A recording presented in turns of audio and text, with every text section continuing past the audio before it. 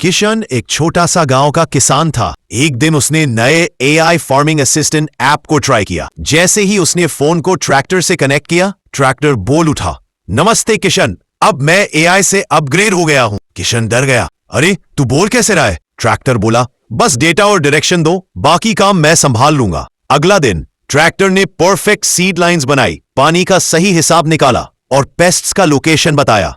किशन हैरान, ये तो जादू है। शाम को ट्रैक्टर बोला, किशन भाई आज काम हैवी था, एक कप चाय मिलेगी? किशन हंस पड़ा।